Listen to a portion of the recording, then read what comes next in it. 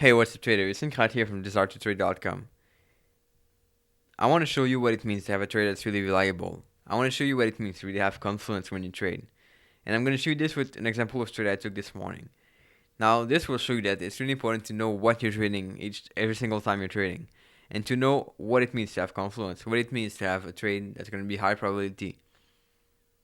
So I'm going to guide you through the whole process I had. Because this trade was profitable, it doesn't mean I'm showing it because it's profitable. I could show you a losing trade also. But what I want you to retain is really what's behind it and what are the steps I took to take that trade. So now everything starts with the big picture. I have this daily chart here of the Great Britain pound US dollar. And so I'm looking at the big picture. What is the big picture? What is the trend right now? What this tells me is the trend is downward, right? It's a downtrend. Because we've seen this move recently. Now, if the trend is going to be down, what I want to be focusing on is mostly selling trade or short trade. What I noticed is this leg here, which is sort of a retracement. Now, what I would like to do is I would like to possibly short this retracement once it's done. And so what I did is I looked on the lower time frame. So there we go. I went on the 4-hour chart, the 240-minute chart, to look at what this leg was and what pattern there was in this leg. Now here's what I noticed. There's a nice channel here. So this is a simple channel that you could draw very simply. Now this writing isn't super clear, but I guess you get the idea. Now when the price is in that channel, it's supposed to go from one limit to the other limit. As soon as the price breaks that channel, it means it's likely to go in that direction.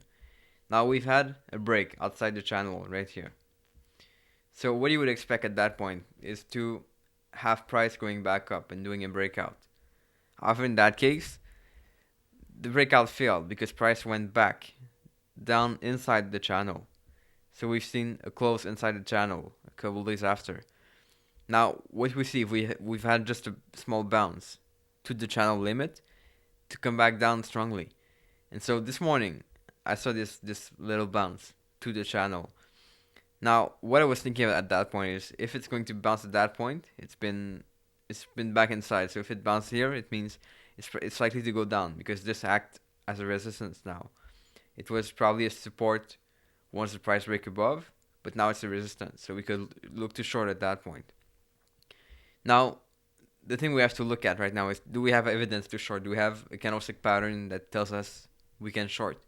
And this is what I've been looking for. So I decided to go on an even lower time frame.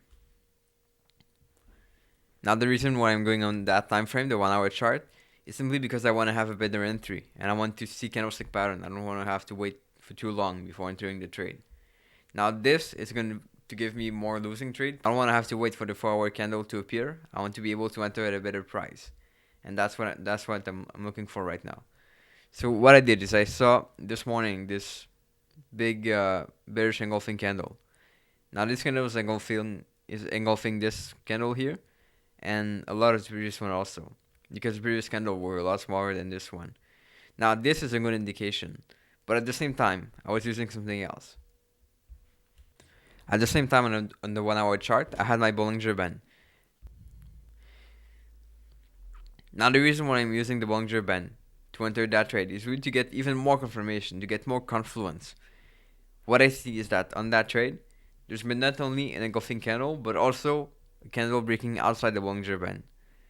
Now the Bollinger Band has two limits, and those two limits are points where price is not likely to go often. Meaning if the price breaks out of one limit, it's supposed to go back inside the limit in the future. If it breaks outside the lower limit, it's supposed to go back inside as well. Since we see that price broke outside here and came back in with the engulfing candle, it's enough to tell me that the price is likely to go down and it's likely to get in the good direction. So don't forget, the big picture was to go short, and then we've seen an indication on a trend line to go short, and now we have this to tell us it's likely to go short because it's reversing at this resistance line. This was basically the idea behind my trade. Now I decided to put mini take profit in that trade simply because there was a lot of opposition closer. What I did is I entered just at the low of this candlestick. Now the low of this candlestick was hit 2 candlesticks later here. Then I could put my stop loss simply here above.